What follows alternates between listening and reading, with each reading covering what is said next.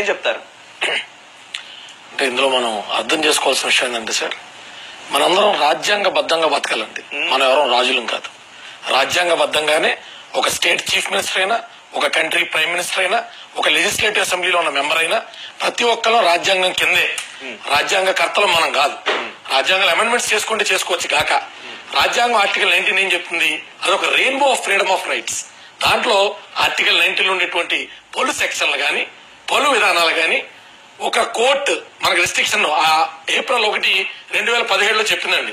Chief justice JS Shekhar గారు ఒక పిల్లు వేస్తే, ఒక ఇండివిజువల్ పిల్లు వేస్తే ఈ హర్తాలు ఏంటి, స్ట్రైక్లు ఏంటి, జనాలన్నీ అంతా కూడా స్తంభించిపోతుంది, ఇష్టం వచ్చిన పాదయాత్రలు ఏంటి అని చెప్పి చెన్నైకి సంబంధించినటువంటి ఒక వ్యక్తి సుప్రీంకోర్టులో వేసినప్పుడు సుప్రీంకోర్టు సుస్పష్టంగా 1997 నాటి కేరళ కేసు ఒక దాన్ని కోర్టు చేస్తూ, if any legislature is failing to control, circulate or stop any such situation in the form of legislation which is made, అంటే ఏదైనా ఒక చట్టం చేసి ఆపదలుచుకోలేకపోతే దాన్ని ఫ్రీగా చేసుకునేటువంటి హక్కు ప్రతి పౌరుడికి ఉంటది.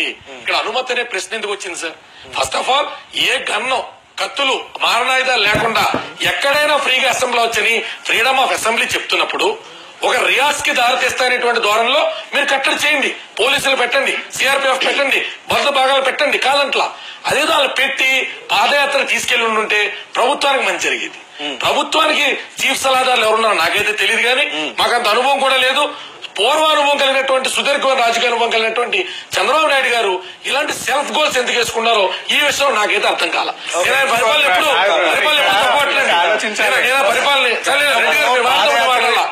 నేను కూడా డిస్టర్బ్ చేయగలుగుతా కానీ నేను మాట్లాడాల. సబ్జెక్ట్ ఏంటంటే సార్, మనకి కోర్టులో వెసులుబాటు కల్పించినప్పుడు ముద్రగడ్డ పద్మనాభం గారు లాస్ట్ టైం పీస్ఫుల్ గా ఒక రియాక్ట్ చేసుకుంటుంటే రాయలసీమ నుంచి వచ్చి కొంతమంది ఇన్వాల్వ్ అయ్యి అందులో తప్పు చేశారని చెప్పినటువంటి చంద్రబాబు నాయుడు గారు, మరి వాళ్ళు రాయలసీమ నుంచి అటువంటి గుండాస్ గాని, అటువంటి యాంటీ సోషల్ ఎలిమెంట్స్ గాని రాకుండా చర్యలు తీసుకుని ఎలాంటి తప్పే మాకు కాన్ఫిడెన్స్ ఉంది అయిపోయింది కదా. బైరదిలీప్ గారు, ఒక విశ్లేషకులు కానీ, ఎవరైనా సరే మంత్రుల స్థాయిలో కానీ, లేదా చంద్రబాబు నాయుడు గారు కానీ వారితో చర్చలు జరిపి ఎందుకు అని మాట్లాడొచ్చు కదా. చాలా సార్లు నాయకులు కూడా పోయి చెప్పడం జరిగింది, అడగడం జరిగింది. నిమ్మకాయ చిన్నరాజప్ప గారు హోం జరిగింది, ఆన్ గోయింగ్ ప్రాజెక్టు నడుస్తా ఉంది.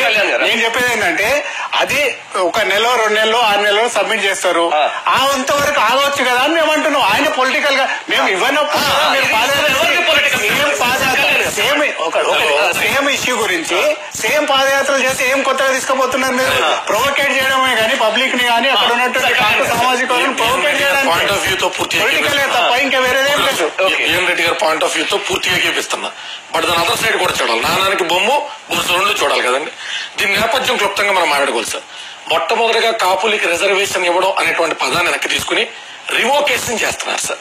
ఆల్రెడీ నీలం సంజీవ్ రెడ్డి గారి టైంలో కాపు, బలిజ, ఒంటరికి, తూర్పు కాపు, మున్నూరు కాపులతో పాటే బీసీ రిజర్వేషన్ స్టేటస్ ఉండేది. ఇది నేను చెప్తుంది కాదు, ఆ రోజు ప్రభుత్వం ఇచ్చినటువంటి గెజెట్ ఉన్నది. దీనికి సంబంధించినటువంటి పూర్తి ఆధారాలు అందరి దగ్గర ఉన్నాయి. సో ఆ రివోకేషన్ చేయమని మాత్రమే మొట్టమొదటిగా రాజశేఖర రెడ్డి గారి దగ్గర కూడా ఈ విషయాన్ని కాపులు పెట్టడం జరిగింది. రాజశేఖర రెడ్డి గారు కూడా 2004లో అది మేనిఫెస్టోలో పెట్టినప్పటికీ అనూహ్యమైన కారణాల్లో రాజశేఖర రెడ్డి గారు 4% ముస్లిం రిజర్వేషన్ కి చూపించినటువంటి చిత్తశుద్ధి, శ్రద్ధ నాడు కాపులకు చూపించలేకపోయినటువంటి విషయం వాస్తవం.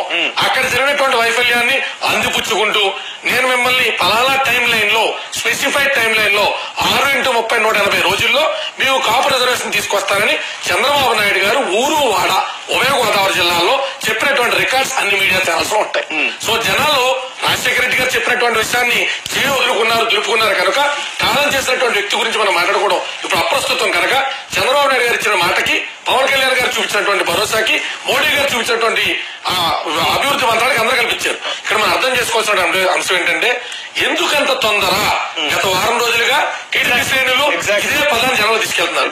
అన్ఫార్చునేట్లీ తొందర అనేటువంటి పదం మనం నవ్వుకోవాలి సార్. ఎందుకంటే 6 నెలలు అయిపోయింది. ముద్రగడ్డ పద్మనాభం గారు 6 నెలలప్పుడు ఉద్యమం చేయాల, 8 నెలలప్పుడు ఉద్యమం చేయాల, సంవత్సరం తర్వాత దాని గురించి మాట్లాడుతూ మొదలు పెడితే 3 నెలల్లో కార్పొరేషన్ కాస్త 6 నెలల్లో, 6 నెలల కార్పొరేషన్ కాస్త 9 నెలల్లో, 9 నెలల కార్పొరేషన్ కాస్త 2 నెలల సంవత్సరాలకు కూడా నివేదిక ఇవ్వనప్పుడు ఒక ఉద్యమ నేతగా తన బాధ్యతను ఎత్తుపుచ్చుకున్న తర్వాత అతన్ని చిన్న చూపు చూసినటువంటి మాట వాస్తవం. ఇద్దరు ప్రస్థానం ఆల్మోస్ట్ చంద్రబాబు నాయుడు గారిది, ముద్రగడ్డ పద్మనాభం గారిది, పెద్ద ఆయన స్వర్గీయ ఎన్టీ రామారావు గారి బెట్స్తో మొదలైనటువంటి ప్రయాణం సార్. అప్పుడులో ఉండేటువంటి ఎన్నో వైఫల్యాలు, ఎన్నో అంతర్గత కలహాలు ఈ రోజు ముద్రగడ్డ పద్మనాభం గారు భార్యను తిట్టించినా, కొడుకుని కొట్టించినా, ఆత్మాభిమానం మీద నాయకుడు sir. We should not forget that. జనం ఓన్ చేసుకున్న నాయకుడిని అంతా అవమానించడం అనేటువంటిది ఏ రకంగా కరెక్ట్ గా సార్, రాజకీయాలకు అతీతంగా మాత్రం కరెక్ట్ గా సార్. వేణుగోపాల్ రెడ్డి గారు పర్మిషన్ కావాలా అసలు చెప్పండి చెప్పండి. ఓకే ఎక్కువ చెప్పట్లేదు. పర్మిషన్ పెట్టుకోమని చెప్పు, పర్మిషన్ పెట్టుకోమని అంతే. పర్మిషన్ గురించి అడగట్లేదు సార్, అక్కడ ఉన్న పరిస్థితుల గురించి అడుగుతున్నాను నేను. అక్కడ పరిస్థితి ఇప్పుడు అక్కడ పరిస్థితి నాకంతా తెలిసిన పరిస్థితి కాదు. గోదావరిలో ముద్రగడ పద్మనాభం కంటే ముందు నాకంతా తెలిసిన విషయం, నాకన్నీ తెలుసు. నాకు అక్కడ పరిస్థితులను బట్టి కమ్యూనిటీ ప్రాబ్లమ్స్ వస్తాయి, అన్ని వస్తాయి. కానీ పర్మిషన్ పెట్టుకుంటే పోలీసుకి ఇచ్చి ఆ పాదయాత్ర చేయడానికి సిద్ధంగా ఉన్నాం మేము. గతంలో సంఘటన జరిగిన సంఘటన నాకు తెలుసు. పర్మిషన్ కి పర్మిషన్ లేపడానికి గల తేడా కేవలం A4 షీట్ డాక్యుమెంటే కదన్నా. మీకు తెలియదు కాదు, పర్మిషన్ తీసుకునే రెస్పాన్సిబిలిటీ ఉంటుంది. వ్యక్తి కదా ముద్రగడ ఉద్యమాన్ని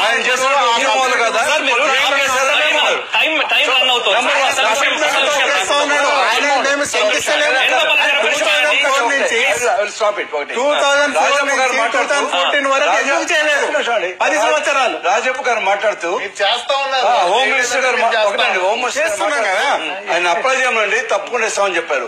డీజీపీ ఏం చెప్తున్నారు చూడండి మీరు, కరాఖండిగా ఏ పరిస్థితుల్లో కూడా ముద్రగడ పద్మనాభం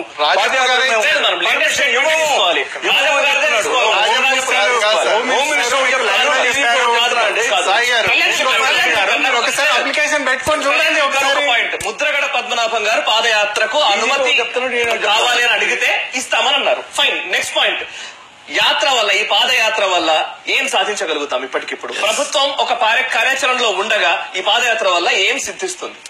అనవసరమైన టెన్షన్ వాతావరణం పెరగడం కాదా? లేదు, ఎట్లా ఉంటదంటే అండి, టెన్షన్ వాతావరణం అనేటువంటిది చర్యకి ప్రతి చర్య బలంగా ఉన్నప్పుడు టెన్షన్ వాతావరణం అనేది ఏర్పడుతుంది. చర్య ఏంటి? పాదయాత్రకు పూనుకోవడం. ప్రతి చర్య ఏంటి? వేలాది మంది పోలీసులు మోహరించి దాన్ని అడ్డుకోవడం. సినిమాటిక్ గా ఇంగ్లీష్ సినిమాలో చూపించినట్టు డ్రోన్ కెమెరాలు, హెలికాప్టర్ లాంటి హంగామా చేయడం. మనం అర్థం చేసుకోవాల్సింది ఏంటంటే, ఒక వ్యక్తి ప్రస్తుతానికి ఒక రాజకీయ శక్తి కింద ఎదిగినటువంటి క్రమంలో ఆయన ఒక కులాన్ని, ఒక ప్రాంతాన్ని, ఒక విషయాన్ని ఏదో ఒక ఎజెండా కింద ప్రతి వాళ్ళు తీసుకున్నట్టు ఒక రిప్రజెంటేషన్ తీసుకుని ప్రభుత్వం ఇచ్చిన మాట వెర్సెస్ అమలు చేయాల్సినటువంటి సమయ జాప్యం, ఆ జాప్యం మీద పోరాడుతున్నాడు. ఇందులో ఇద్దరు మీరు పాయింట్ అడిగారు సార్, ఆ పాయింట్ డైవర్ట్ అయింది. ఎందుకు పర్మిషన్ అప్లై చేయకూడదు, అది వ్యాలిడ్ పాయింట్ అన్నారు సార్. అన్ఫార్చునేట్లీ 21 బహిరంగ లేఖలకి సమాధానం ఇవ్వడానికి కూడా ఆ రకంగా ముందరకు రావడానికి ఇష్టపడినటువంటి ప్రభుత్వానికి ఇవాళ పర్మిషన్ పెట్టుకుని తాను మరొకసారి చిన్న చూపు అవ్వకూడదు, తన సామాజిక వర్గాన్ని ఆ రకమైన దిశగా నడిపించకూడదు అనేటువంటి ఆత్మాభిమానం, ఈగో క్లాసెస్ అనేటువంటి ఉంటాయి సార్. అవి ఉంటాయని తెలిసి పొలిటికల్ గా ఏదో ఆ పాయింట్ పెట్టాలి కాబట్టి ఇవాళ ఆయన కూడా రాజకీయం చంద్రబాబు గారు కూడా చేస్తున్నారు. ఆయన వచ్చి ఆ పాయింట్ ముందరకాలకు బంధం కింద ఒక రోజు ముందు పర్మిషన్ పెట్టుకోలేదేంటని ప్రజల్లోకి ఇది ఇల్లీగల్ గా వెళ్తున్నటువంటిది.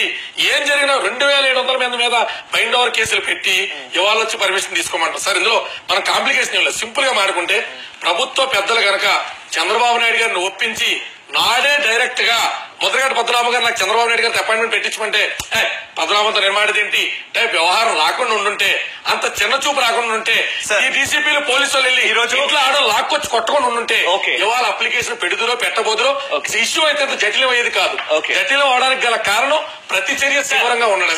ఈ రోజు భారత్ టుడేస్ రిపోర్టు కళ్యాణ్ గారు, సమస్యలు తెలుసుకోవడం వరకు అయిపోతాయా, సమస్యలు పరిష్కరింపబడతాయా?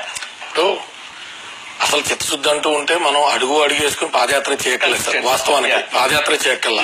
సమస్యలన్నీ కూడా మనకు అల్లెదురుకుండా కొన్ని లక్షలు సార్, కనపడినంత మైన్యూట్ సమస్యలు రాష్ట్రంలో లేవు. కోకొల్లలో లక్షలు కోట్లు ఉన్నాయండి. అందుకే ఆ సమస్యలు మనం పాదయాత్ర చేస్తే మమాయికి పోతాం. అది పొలిటికల్ మైలేజ్ టీవీ సరిపోద్ది. పరిష్కరించడానికి మాత్రం చిత్తశుద్ధి కావాలి.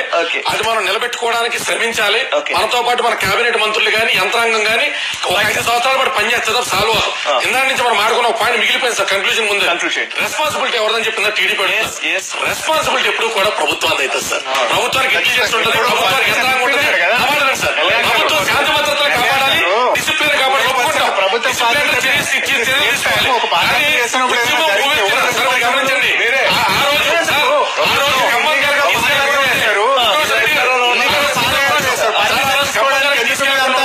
ఆ రోజు గారు సిద్దిపేట గారికి రాజశేఖర్ మన కేటీఆర్ గారు, కేసీఆర్ గారు వెళ్ళిపోనిచ్చుంటే ఈ రోజు టీఆర్ఎస్ ఉద్యమం తెలంగాణ ఉద్యమం కింద రూపొందేది కాదు. ఇప్పుడైతే ప్రజలు